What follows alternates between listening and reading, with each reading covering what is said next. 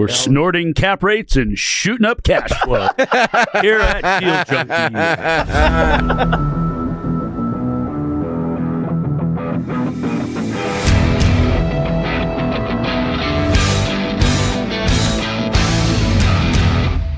Welcome. This is the Deal Junkies podcast. We're a real estate podcast full of deal junkies. I'm Gabe Johansson. My co-host next to me, Dane McKinney, Trevor Howard, and Mike Nuss. We are going to talk about deals today. We don't have do we have a formal? We've got a formal. We have a formal list of things we want to talk about today. So, we're having a lot of fun with this podcast. We hope you're enjoying listening to it. We're going to kick it off. Trevor, what do you want to talk about? Let's hear what Trevor wants to talk about today. I want to talk about specific deals. Does that surprise you? He wants to talk about deals. Deal junkie. I wanted to get Mike's thoughts on some of these deals and have him shit on our deals a little bit. Oh, deals we're doing? Deals we're doing right now. But that's for later. Yeah. We'll save that. Okay. I want to start current events. So we don't look at the 10-year this morning. Talk about bullshit economics. Whoa. CPI versus PCE. Yeah. No, So last week we had the pleasure. To check the 10-year. It's 428. I already checked it. It's 30 really? seconds ago. Yeah. Did that follow? Is that in line with your? Mike's like, hold on, I gotta leave. We can't record this. Did it come in hot? CPI came in 0.2 hotter than they expected. The Dow dropped 400 points. And the 10-year hit 428 or 429 just a few minutes ago. 5.95% rate we just got quoted probably isn't going to be 5. No. Yeah, not if we're locked. No. Can we lock? We were delayed on turning in all our docs from our investment group. Then, okay. So we did not. Whoever caused the delay has to pay for the delta. These are the type of negotiations. Shouldn't get their paperwork in. That's right. That's going to cost us $40K over 8 years. Special carve out in the LLC to account for that. So Dane, what kind of economics talk do you like? Current events? What's the current event you want to talk about? Well, we had the pleasure last week, thanks to Gabe, the CCIM Member of the Year. What was it? Was it Member of the Year?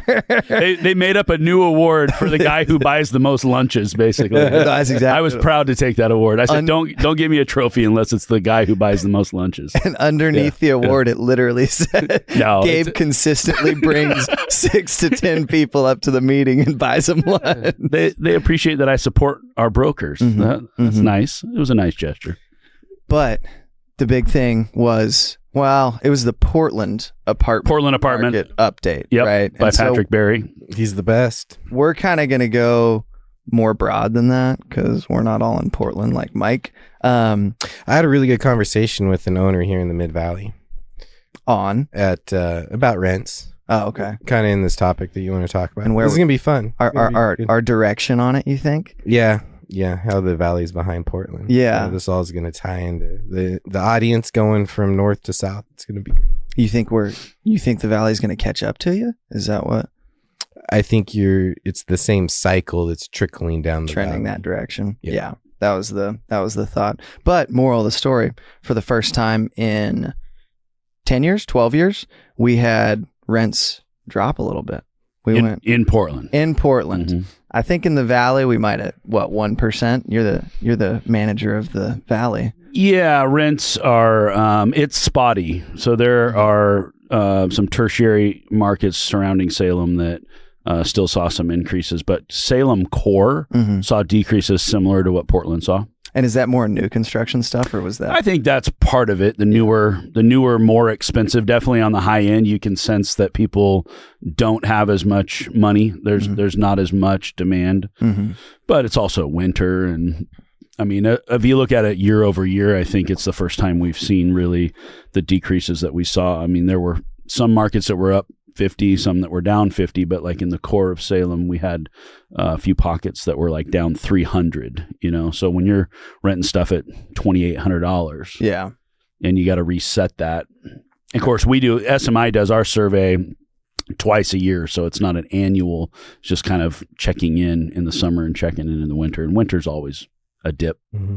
How do you conduct your surveys?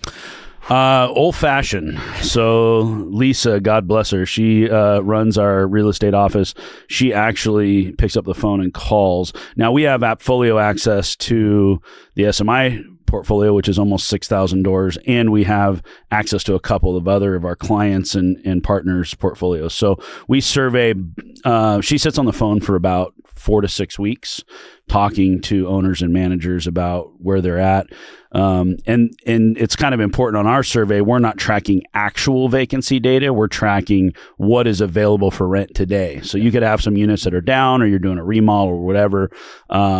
And there's not a ton of new construction really in there, but yeah, we kind of do it the old fashioned way. Multifamily Northwest does a great survey, but they only survey, I think, 3,000 doors, and we do about 16,000. Mm-hmm. So I know in statistics, you don't need that much sampling probably, but that's how we did it before I got there. And so we just kept doing it that way. So it's the largest rent and vacancy survey in the Valley and surrounding areas. So, we're seeing that rents are definitely flattening out overall. Mm-hmm. Vacancy is still very low in the Valley. So we're like sub 2% in most places. I think downtown core is around 3 or 3.3.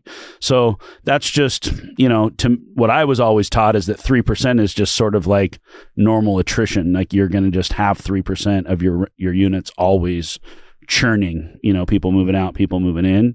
So 3% is almost considered to be zero, really. And then we've been running there for, almost as long as I've been doing this. So I think 5% or 4% is considered a more healthy market. Mm-hmm. One of the things that was noted in the article that I sent out that you guys definitely didn't read, partially because I told you didn't. Did you send it to me? It was in the group chat, and you replied with... Let's not go with the reply to it. But when you replied that, I was like, you didn't read that thing. But probably said too many pictures, or too many words, not enough pictures, or something like this. Yeah, something like that. There are videos. Did you read it? Alluded to. Yeah. I read it, and then I forgot it, and then I read it again. Any point to the article? Well, here's the thing. There was a really good point for people who, so for those who don't know, this is a CoStar article, which is the largest commercial real estate data resource on the planet that you can, buy and sell. And they came out with what the Portland market rents did the past 5 years, what they did this past year, how they dropped on average by 3%, which markets in Oregon actually didn't drop, had kind of stabilized, and which markets outperformed Portland over the last 3 years.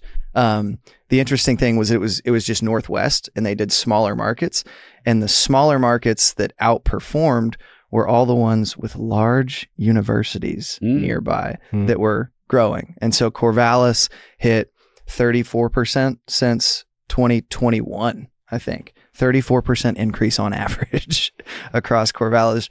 Pocatello, which is where I think that's where one of the BYUs is for some reason, like BYU Pocatello. I don't know. And it's probably made up. But I care about their rents because they were at 29%. And that applies to your big project down in Corvallis, which is like your favorite property almost. Yeah, Corvallis has been a great place to invest. And I think a lot of folks are scared of student housing because you kind of in your mind think of summer vacancy and a lot of turnover. But once they introduced rent control, that turnover became a benefit and not a detriment because as long as the market's moving up, you can now reset your rents more regularly.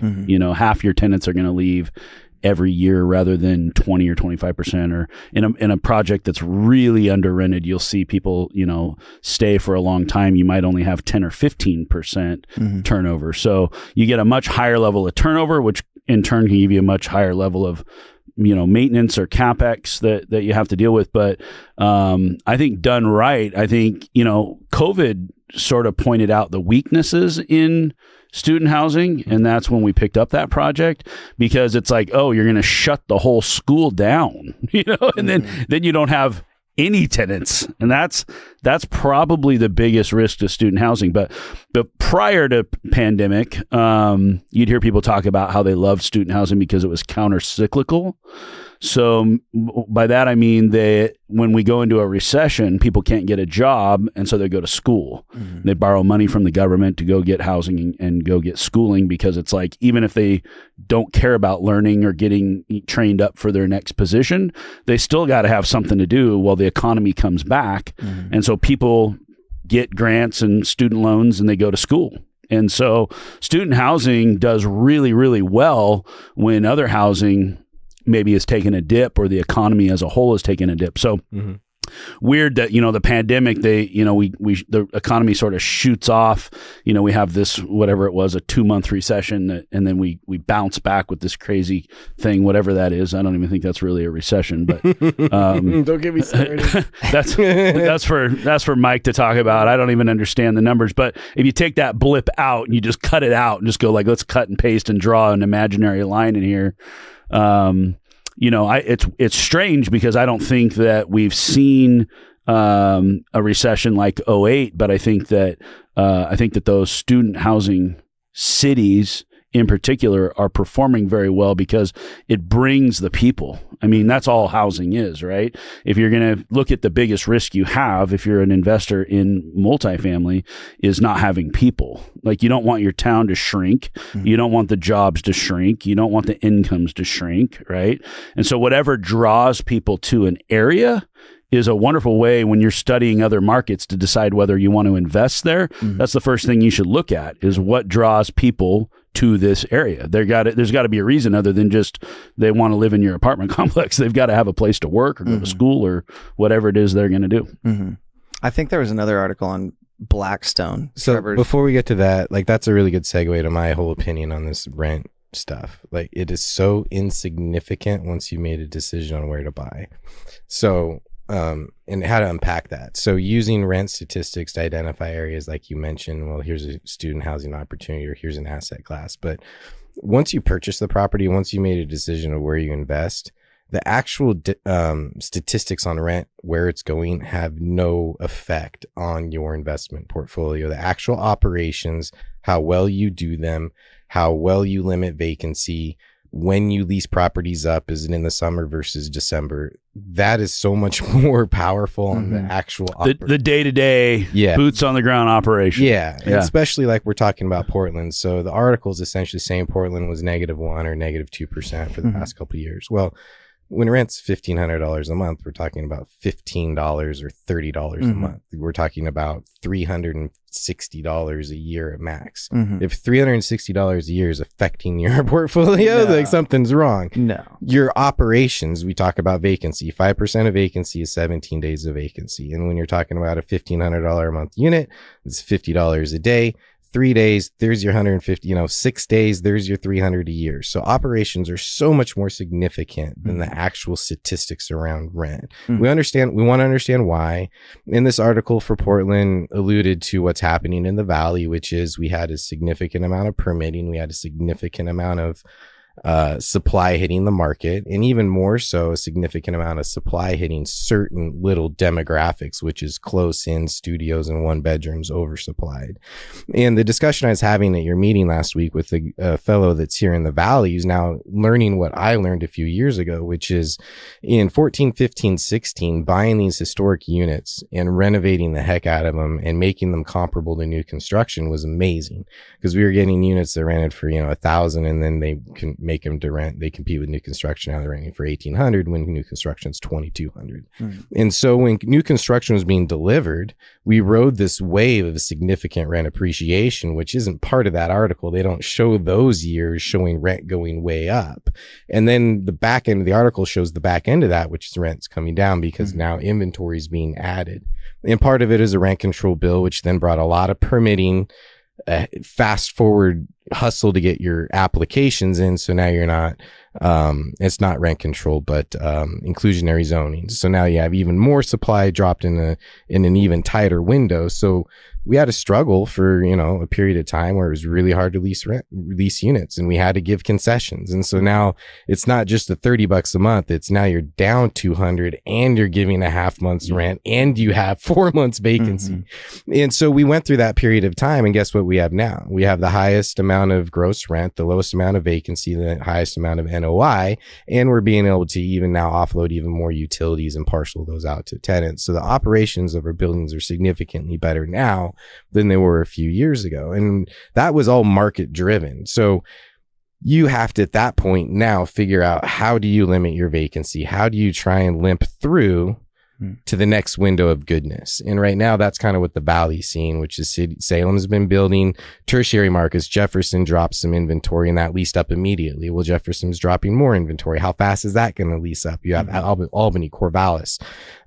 So all these markets that are now delivering inventory, and essentially everyone in this Mid-Valley is competing with Salem. Like, that's the employment district. And so how close can we get to that? And when you have the urban growth boundary and you have small communities, not a lot of it. So that inventory is getting dropped. And so landlords with existing units have to compete with that right now. That's a period of time. And we got, I believe, artificially more units than would have been dropped because of COVID, supply chain, financing. And so we had a pipeline of units that were coming that weren't delivered in 21, 22 that finally came in 23, and they all came at the same time. Because guess what? All those boats, when you watch the news and there's 89, tankers off the coast of LA, how much of the stuff to build your apartment unit is in that boat? And they all landed at the same time. So everybody got their units done, and it all sort of just happened at once. And I think that I personally think that happened in a vacuum. I think 23, we got more deliveries than we would have normally expected to be delivered. And that created competition amongst the new deliveries and existing owners. And I don't know tell me your opinion on this, Mike. When you get new product, I was always taught by my mentors that, the new product comes online and everybody's scared because now you've got more competition, but they drive the rent up. So you have to survive that period of time and offer the concessions and do whatever you have to do. But those new deliveries get rented up at a lower rent really than what their highest achieved is going to be, because these developers are on construction loans. They've got a clock ticking on them. They know they might be able to get $1,800, but they'll shoot for $1,600 and offer a $99 move-in special and a month free, and they'll do all these things because it's the first time they're filling that project. Yeah, and you have artificial influences on that strategy. So an example, real life example, we had a new building we took on a client. So one of my brokers built a new building in Hillsborough. And well, what are you doing? You have a construction loan. And if you don't get a construction to perm loan, then how you perform on those initial lease ups really impacts the appraisal and then the financing. Yeah. Yeah. And so, in that scenario, it's like, well, we have to keep contract rent really high. So it's a year, it's free TV, 2 months free rent. It's all these gift cards. Yeah. So pizza for a year. So what you're doing is you're front loading. You have effective gross, you have gross income, scheduled gross income, and you have effective gross income. And that effective gross income are those concessions, the credit vacancy, all that stuff that you're just giving out. That's fine to dump a bunch of expense up there, because your contract's rents look good. You've already absorbed that expense. And so going forward, you look good in the bank size. And so now it's strategy driven. And I remember that building, it's being delivered when there's now inventory all over Washington County. And now we're competing with these. He had also built another property, actually built that and sold it, but it was in a different cycle, different level of competition. And so those units were renting out at like $1,700, and that's what he's performed at. And we're trying to rent him at those, but we're giving $400 a month concessions, significantly low concessions. And so all those initial lease ups, their effective rent was like $1,300 or $1,400. But once the building's full, now the next lease ups, they're all at $1,600, $1,700, because you're not competing with yourself. And now not only are you competing, you're competing with your own self, who's a motivated leaser, because you have a refinance on the back end that's affecting your operations. So again, everything is so operational heavy, and so it's timelines. And so you talk about, you know, the average owner gets concerned because this inventory is getting dumped, because the average human being looks at the short time frame of now. I think what we do good in this room is we look on time frames that are a long time out. So it's like, we look at this as like, okay, so it's going to be difficult for us to deliver the inventory we're going to deliver, but we're going to go buy some really good inventory at a better basis. So it doesn't even matter how we deliver it in the future, because it's going to be delivered in a better market segment. So we'll get through this, get some good buys because everyone's going through this, and then 5-10 years down the road, we're benefiting even more. Yeah.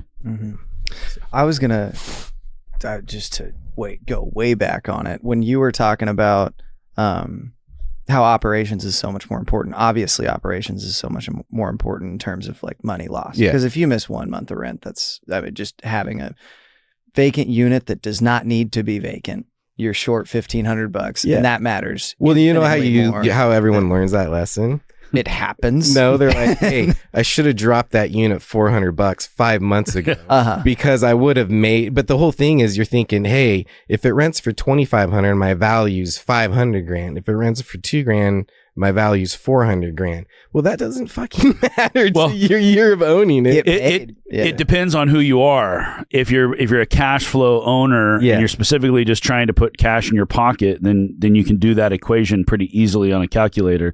When you're going into a refi or you want to sell, you got to pay a little bit more attention. And I actually have, in one partnership I'm in, we run the portfolio like we're always trying to sell, and we're not. But we know that a buyer may come along at some point, and we would not turn down an unsolicited offer if it was high enough. So we keep the properties basically finance ready. And that means that we might be making decisions that we wouldn't otherwise make because we're seeing it through the lens of we are trying to maximize the value of the property rather than maximize the cash flow. Yeah. And so I manage for owners. I'm very much minded in the equity side of things, but I manage for owners that are they're living off of the cash flow of that property. So what they see is like, well, I got to check this month and it was only $10,000 and I'm used to getting $15,000, right? So it's like every month, you know, they feel that in their pocketbook. I've got $5,000 less money in my pocket. They want to make decisions on how to get that check back to 15 or higher, right? Not so much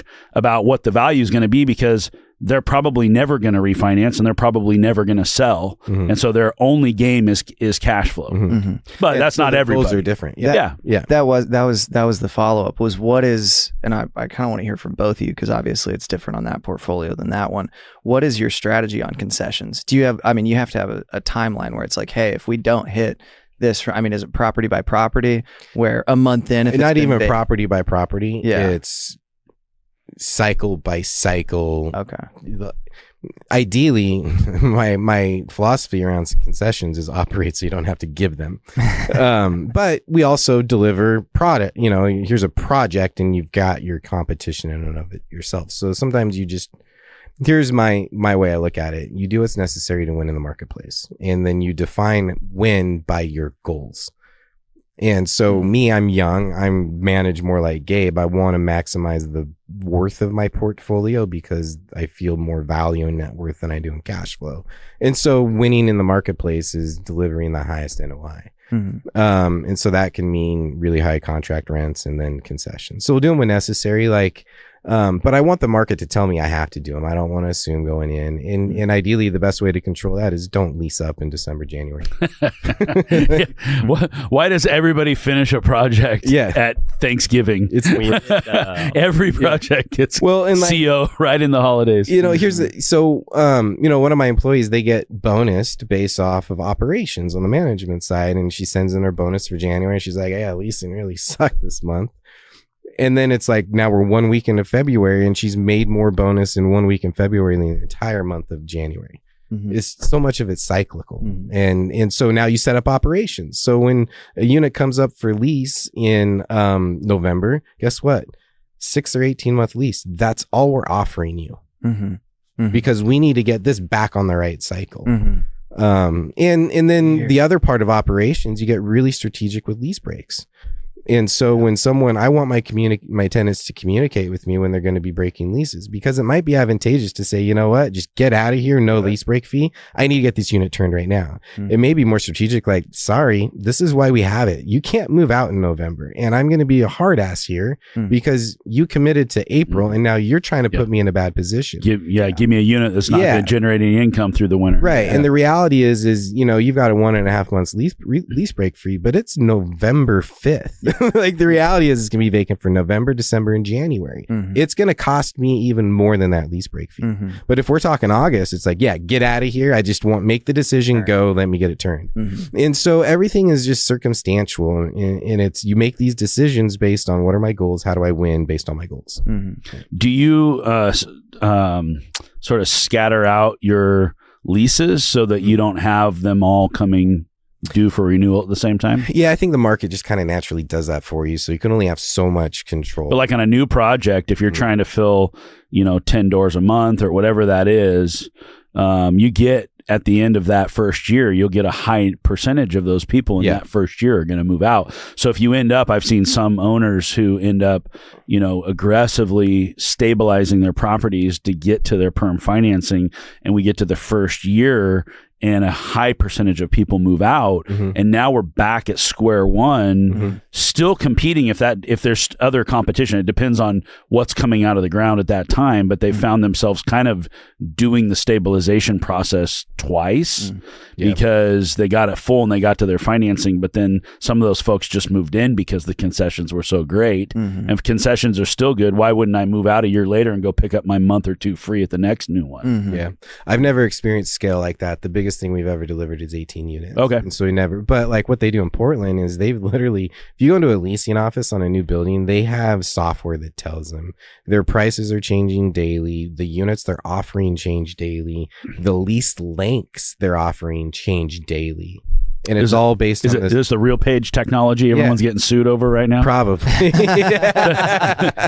They're calling it price fixing because the algorithms are telling you where the demand is and everything. They're saying that owners are colluding with that could very software. Well be it. I didn't think of it in that aspect. I just thought of it from an operations standpoint. Yeah, get some, like, day one, I want a portion of them as 3 months leases, 6 month, 9 month, and 12 months.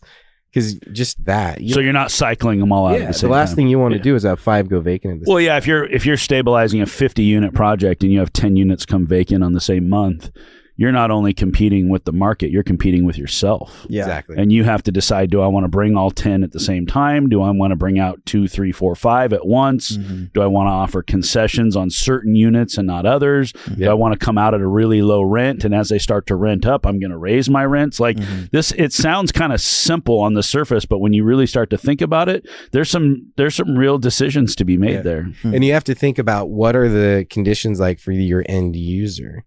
So I know you just love deals. I got to throw a deal in here. So we're doing one right now. Our friend Sang. So he bought an 8-unit condo, all 8 units, but it was a condo built by a developer. They didn't do essentially the owners have to pay for all their siding and roofing, and they've got contiguous roofing and siding. It's the worst HOA document in the world. So like, I'm just going to side this section. Well, he's the developer. He's like, I just own them all. If I have to fix it, I'll fix it. And so he just wanted HOA fees to be $15 a month. He didn't care it, right? But then he died. And so now his estate, who are not real estate people, then have this asset. So he buys it all. And now we're making a decision. Well, what do? Do you redo the HOA paperwork and bring your HOA fees up to $500 a month? Do you keep it low and then expand the expenditure? Do you advertise them at market rate and then catch up the HOA for not having all those past and so what we're kind of developing is the strategy of, well, we can deliver 2 units with this strategy and see how the market goes. But the whole goal is not to bring 8 units to the market at the same time. Yeah. And the other thing is you can deliver 2 units, see how the market takes it, and then the HOA owners can make a decision on what's best for them. What would they rather do? So strategy, it's for sale, it's for rent, it should be, in my mind, goal driven and demographic, supply demand, financing driven. So your answer is just be really smart about it. It's going to change all the time. Yeah, put everything into context. Yeah. I think many people are afraid to put things in context. And that's why they don't get started. You just want a rule. Or don't even know how. Yeah, because you can do anything in real estate. So how do you put that into context of this is how I'm moving forward? Yeah. So even like the video you showed me of the ad you made, the guy bought one property at 19, didn't know what to do. And so then he met you and said, well, here's the context of how you be successful. Let me put some rules in place. Because that's the problem with real estate. There's no rules. There's all these strategies, but then how do you compartmentalize that into what's then successful for you? Yeah. You have to make rules for yourself. These are the rules that I follow based on my strategy. And everybody's different. And then you break those rules that you create. And some people hate your rules. Yeah. As Mike is saying this about not leasing up during that time of the year, I remembered we put out 40 or 50 rent notices to take place on November 1st or October 1st. And for increases? Yeah. Well, yeah, but if I really try to avoid that. And a bunch of people moved out, and then we were vacant for November, December, January. And I was like, before that, you were telling me like we needed 3 months to turn all those anyway. Yeah. You were they were 50% of market. Oh, yeah. I mean, what do you do? Well, in that scenario, it's a good time to have vacancy. And for those tenants too, it's a good time to move before. So what would you have done different? Don't do them more in waves, like in 15.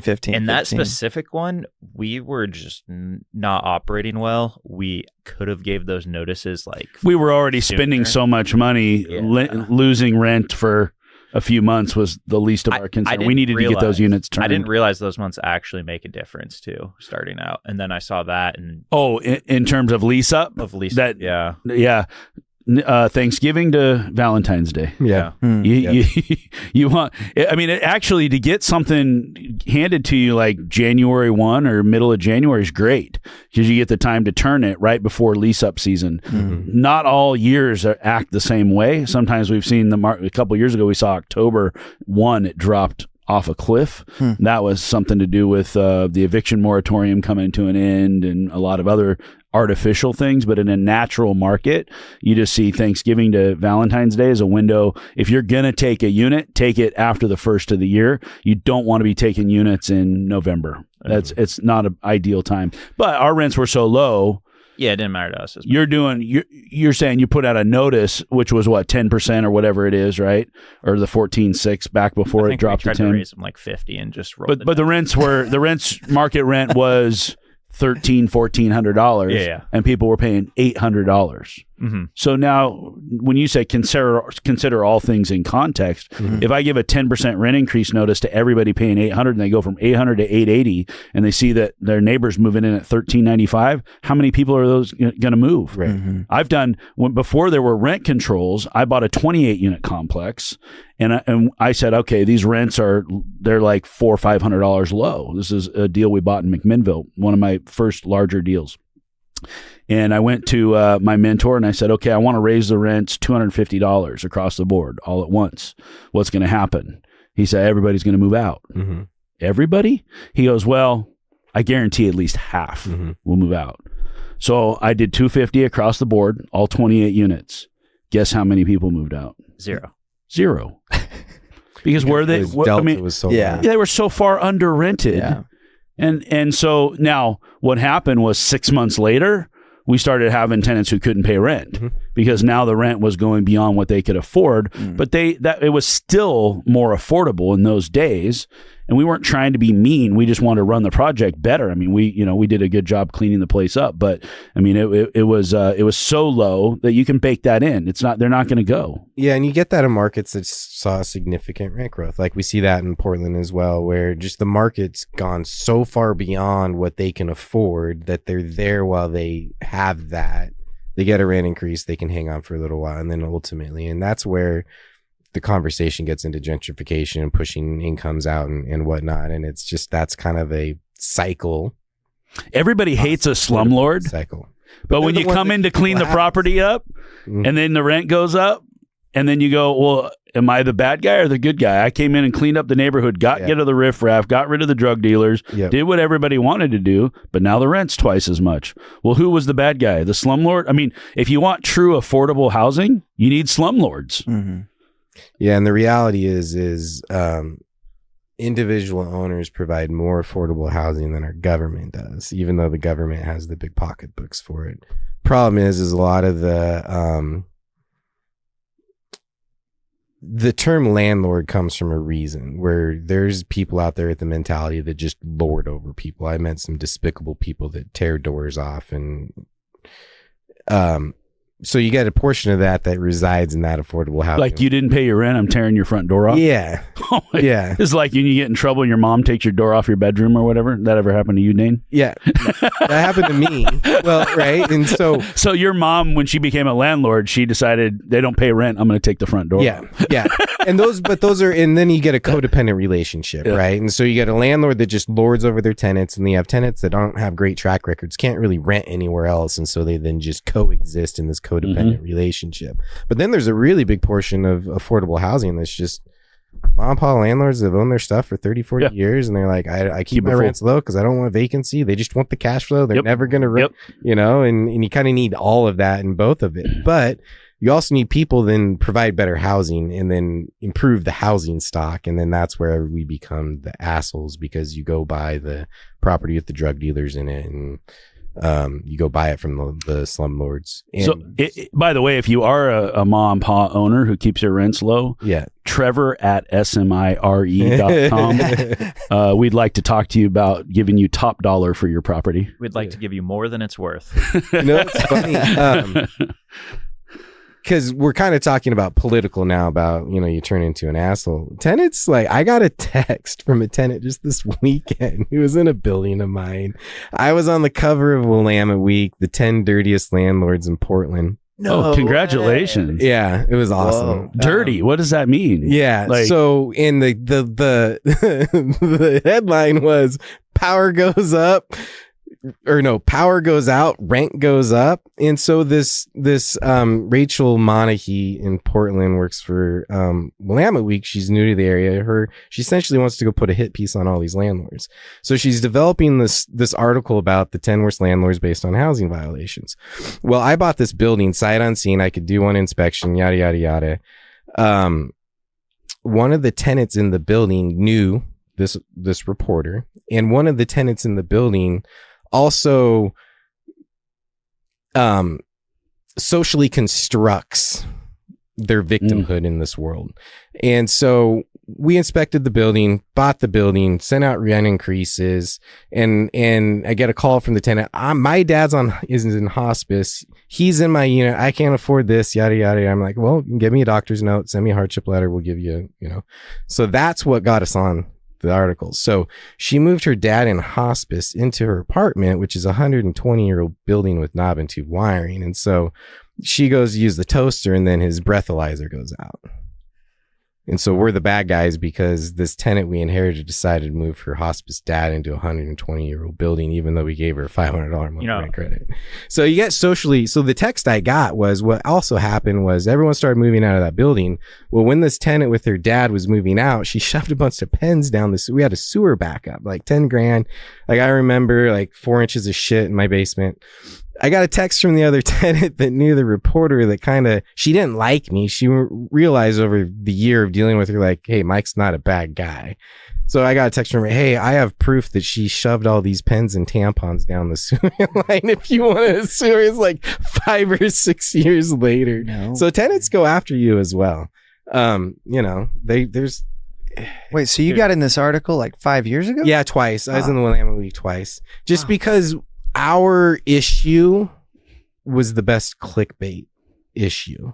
Does that make sense? It's what you love about headlines so much. Yeah. So like the other 9 landlords, they're pitiful. They're not good human beings. Like, I know I want to buy their property. You're the only exception. I'm the only exception because I'm the one trying to clean. Pretty good reporter.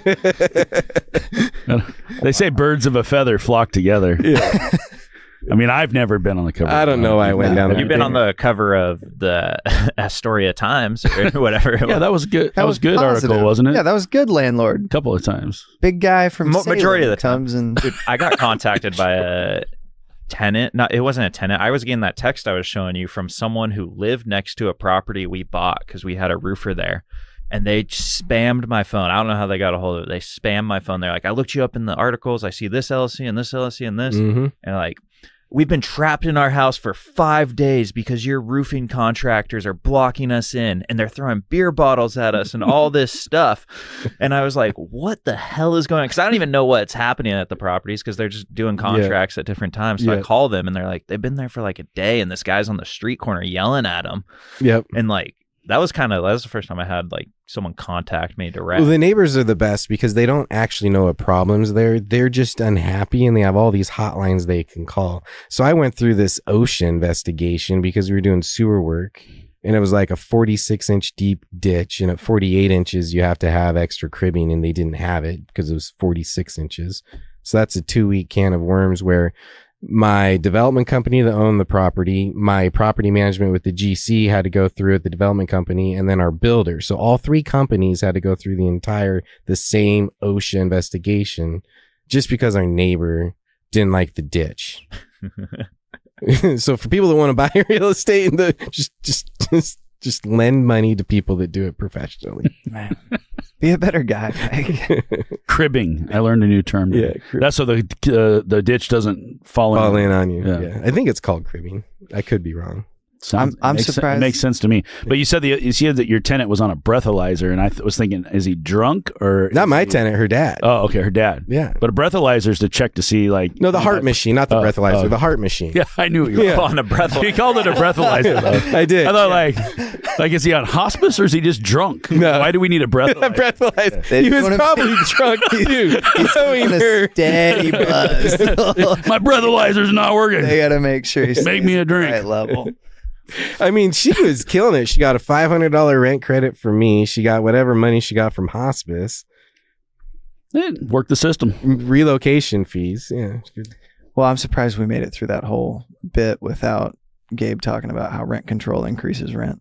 That was my doesn't everybody? Everybody already knows that. Right? That's just common. I think everybody knows. Everybody doesn't know that. We talked about it so much that you feel like everybody knows. Everyone, and I love hearing critically understands. Oh, yeah. I'm from the government. I'm here to help. I'm from the government. I'm here to. Who said that? This is why I'm a landlord, because I know the government is never going to come help me. Mm-hmm. I do not want their help. I don't know how much people want to hear about rents, but you should share that real quick. What?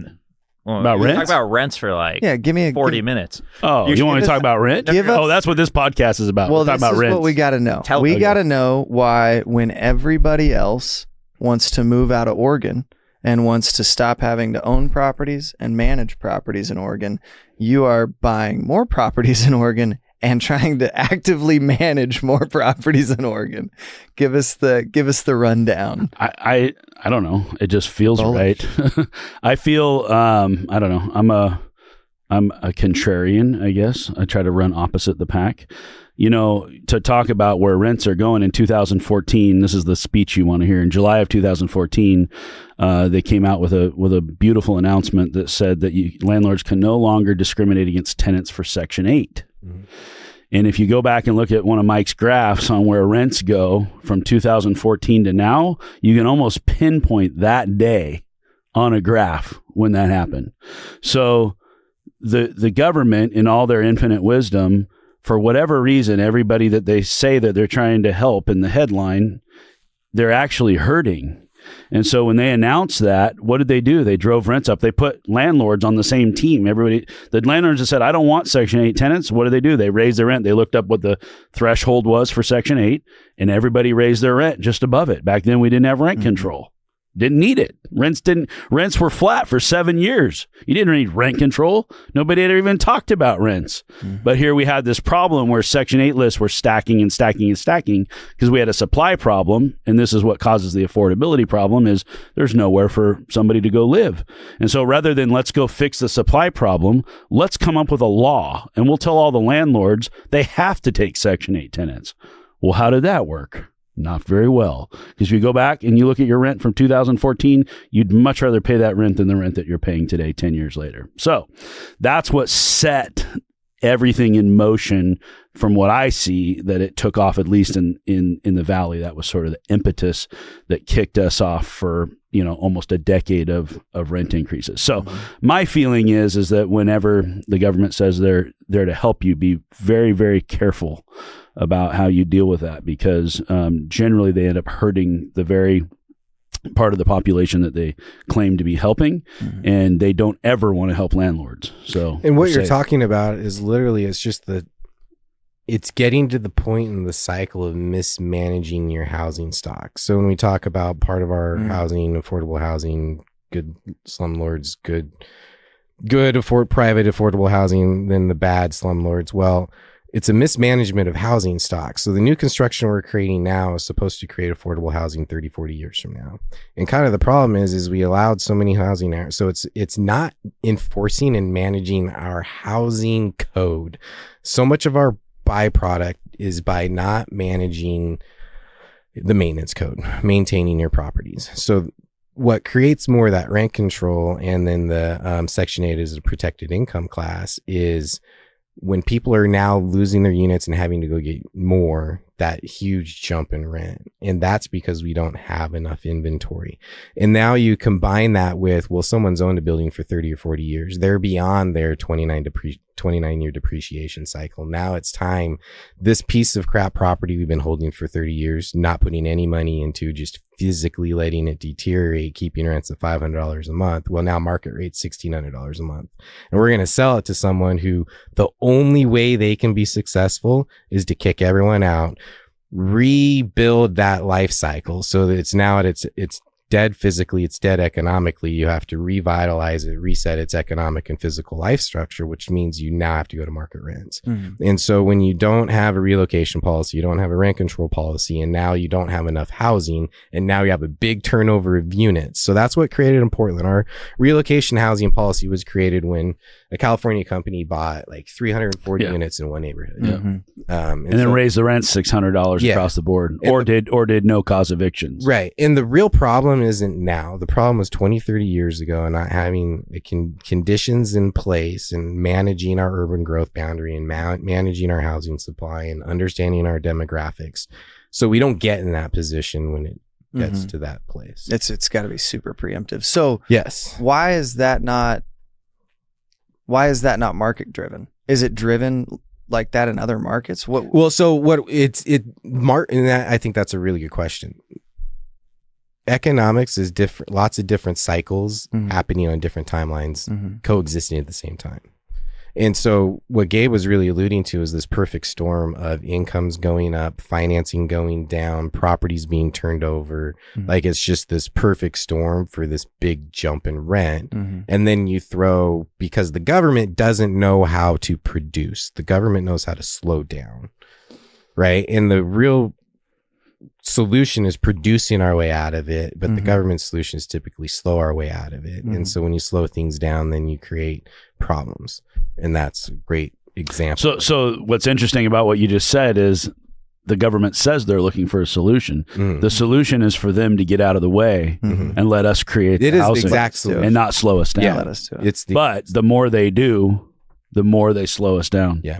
And the problem is politicians look on 4 and 8 year timelines. And so they don't think housing, you need to look at a 40-year cycle. 40-year cycle. Yeah. And even our growth boundary, urban growth boundary, it looks on 40 and 20-year cycles, but the people running it are in 4 and 8 year terms. And so you can still have this concept, but the actual decision makers have bias and they have influence, and they make decisions not for the greater good over 40 years. They make decisions what's best for them and their immediate community in the next 4 years. Interesting. Yeah.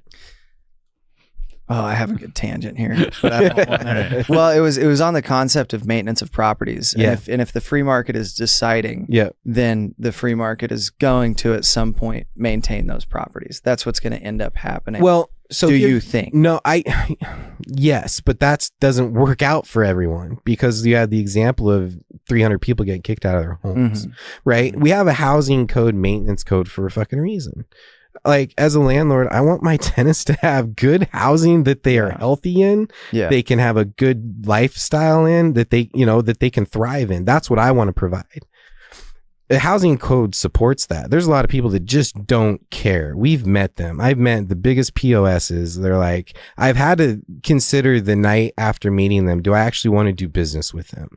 And I convinced myself to do business with them because it's better for their tenants if I own their property than they do. Yeah. And so that's where the housing code comes into play. And so when I was involved politically and we're making these huge changes to screening and every security deposits, my one argument, I'm on this freaking island, I don't agree with the landlords, I don't agree with the tenant activists, it's like, enforce the codes you have. You don't even like, your biggest problems are slumlords. That is your biggest problem. The avatar you want to shake everyone down with that you're creating is literally 10% of landlords. And you've created this avatar, you create this code on, when you have this housing code that you could enforce to go after that avatar. And once you start implementing that, you hire inspectors to go after that, you force them to correct their codes or sell their buildings to guys like us that will then correct their codes and create. Now you're going at a spear gun at the problem. But when you create a fishing net of new security deposits and new screening, like, that's just not the problem that you're going after. You think that's the solution because you don't know anything better. And so, like, one of the worst times in my life was when I spent 5 years on freaking city council bullshit on politics and just seeing landlords trying to protect what they have because they're just afraid to give things away because they think giving things away is bad. And then tenants that just want, you need to solve this problem. This person's bad, but you need to affect 80 of the 100 to affect the, it's just, sorry, that's my Have you ever bought a property and immediately the city is all over you to get things fixed, and you want to know what happened to the guy who had it for the 10 years before you that let it get into that condition? And it almost, this might be a little conspiracy theory, but it almost feels like the person that they're after, that slumlord that you're talking about, the 10%, they don't want to beat their head against the wall. They don't want to have those conversations. They don't want to hear what those people have to say. They're difficult to work with. They say no, or they say yes, and then you come back and they didn't do it. And it just becomes sort of like this part of their day that they don't want to address. And the second that changes hands, they go, Mike's here. Yeah, we love Mike. And now, even though they like you, they're going to penalize you and make you do everything and give you a list longer than the last guy would have ever got. And they're going to follow up and make sure you do that and probably give you a new list each time they show up. Yeah. So this is also something I've testified for in these meetings, which is literally like, being ignorant and aloof of the law has worked for people for decades. And then the minute someone like me comes in with an understanding and education, I get fucking lambasted. So it's a letter every month, $900 a month fines. And you can negotiate those offs and you can get waived. But it's like, now that I'm engaged, every day I'm getting these letters and it's, we're going to lien your property. It's this, that. They've been sending the same communication to the previous owner. He's just ignored it for 30 years. And so they just don't do anything about it. And what happens is... So that's your enforcement. Yeah, your enforcement is... They have the law, but they're not enforcing it. So they've got $200,000 or $300,000 of code violations on their property. And so then now they have to sell it. And then I go buy it and negotiate down to $150,000. And then that's how you kind of create your equity. And this stems from it. So I actually...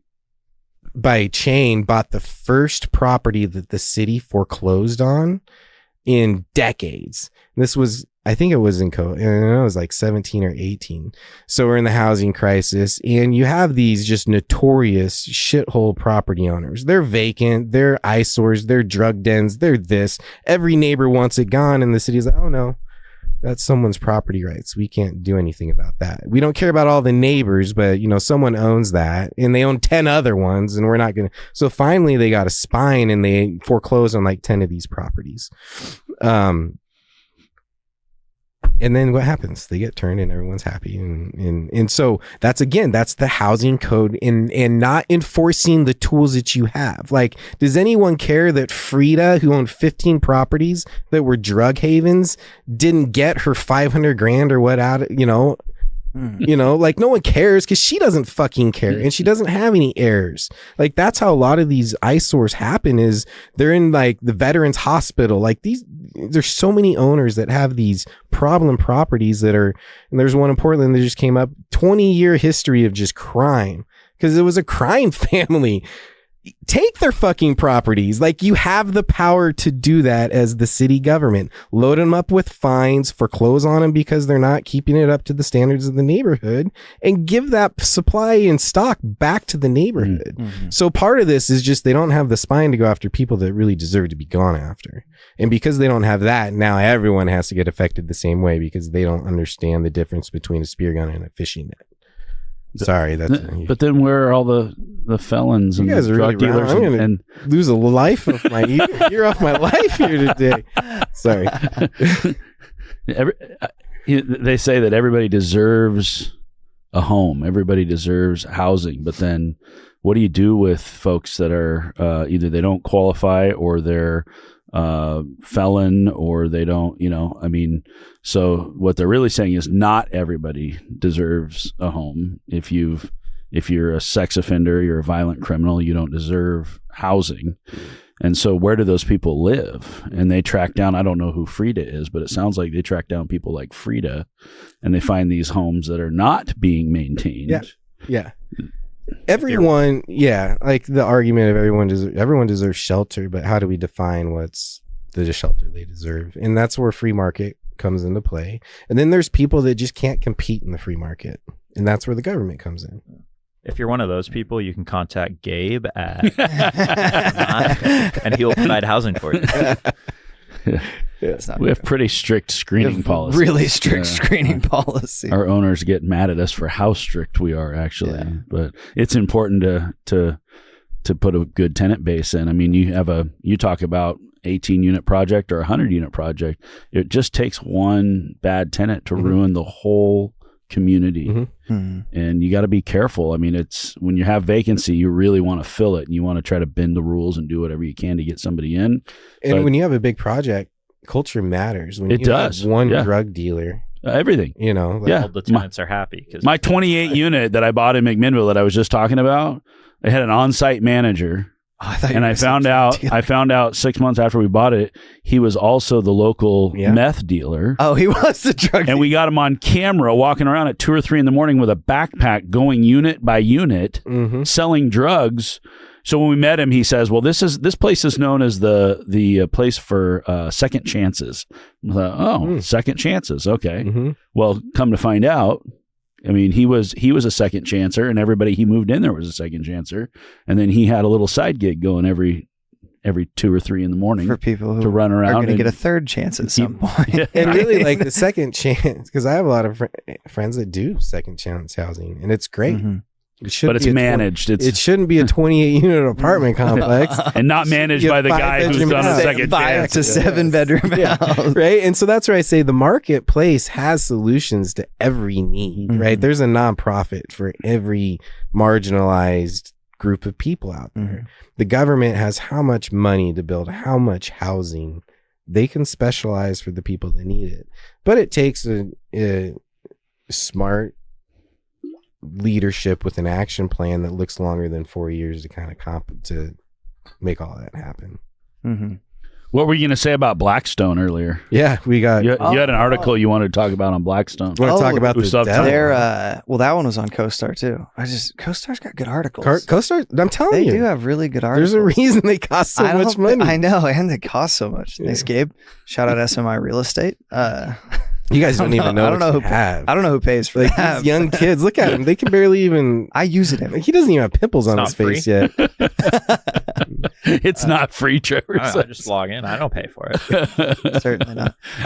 No, but they put an article about Blackstone. This actually might have been from Blackstone. Trevor's got me fired up on Blackstone too, because he just wants to do exactly what they did, which is aggressive. It's a good business plan. Yeah, it worked, I guess. Aren't they like the largest company in the world now or something? I think so. Yeah. By market cap, all their trillions. I want to talk to Mike about how they buy deals too. But we say should. Whatever you're. Well, the quick finish was just that student housing was in their top 3 of things they're acquiring in the next year. So I think their real estate acquisition. Do you know CEO why? Said, I don't, Mike. This is just a conspiracy theory, but like, never mind. Do you know why? Because I don't either. I was just gonna try and paint a connection between paying off student debt and a recycling of college funding. I think you're onto something. I could read your mind when you were going down that rabbit hole. All you have to do is follow the money. Yeah.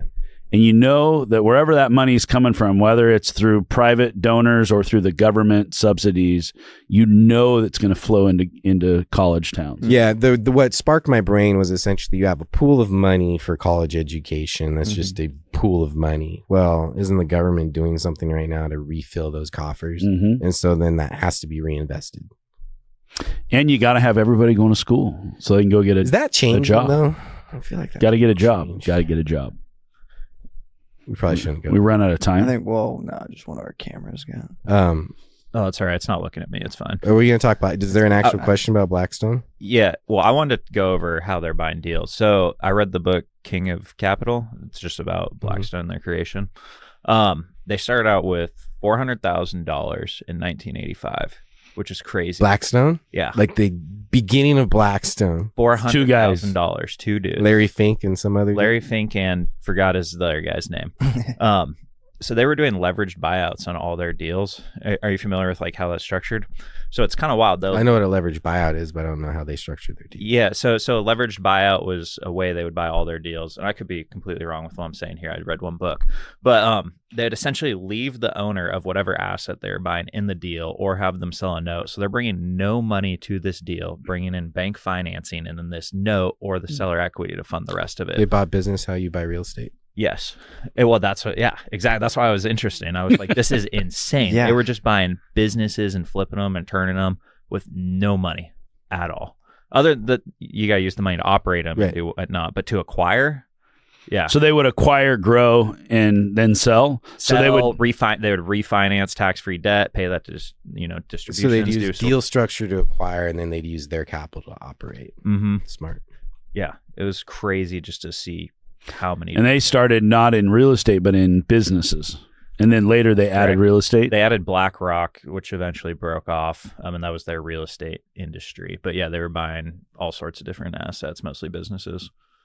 Yeah, it's pretty cool. So my friend was the regional president in the West region for Invitation Homes, which was their entry into real estate, the single family. And it's interesting to hear his stories because they were literally buying hundreds of houses a day per region. So he was the regional president for Invitation Homes, but then he had the guy that he reported to at Blackstone or Black whatever, Black something. And yeah, the lines of credit were ridiculously huge. And it was just, here's your bucket of money. Just go. And there's so many, they're buying tapes and they're buying so many different things. And so part of why that came out again is just, we have a deleveraging. That's the other thing is like the recession in COVID was not a recession. We haven't had a recession since our deleveraging of 2008. That's really crazy to think of. 15 years we haven't had a recession. And that kind of goes to speak how much of a deleveraging 2008 really was. And that set up the road for now BlackRock to create Invitation Homes and then just take advantage. And so the deleveraging was taken on by the banks, which was absorbed through loans of the taxpayers and all of that. And then you just had someone that just said, well, I'll take those assets. Paul Curley calls it a slingshot. The lower the recession goes, the greater the expansion is on the other side. So 08, when you look at how deep and how long that went for, the explosion, I had, my original mentor decided around 2015 that he wasn't going to keep buying. He was sort of done with the market. And I started, I was hanging out with Paul at that time and doing deals. And of course, being a new broker, I needed somebody that wanted to buy. And he said, oh no, in 2015, he says, we're just getting started. Like we have not even begun to see what's going to come back out of 08. So we might still be in it. Yeah. Dan, you had something else on the schedule you want to hit, or you want to take a break? Well, CPI would today's report was again one report. I told you we could go for an hour on rent. It's super exciting talk. Trevor's like, dude, I need to hit some cap rates and some cash flow. Let's next time we have to do the deal session first to get Trevor going, and then we'll switch into the. He woke up early brainiac stuff. Yeah, he's tired. You want to take a break and then? Yeah, let's do that. We'll All right. do a deal next time. All right, thanks for joining us, guys. We are the Deal Junkies, and we will be back here shortly with the second part of our episode where Trevor is going to start asking about deals, because that's really what we like doing is deals. We're going to have Mike shit on our deals. That's my goal in life. If I don't shit on your deal, you're not working hard enough. Love it.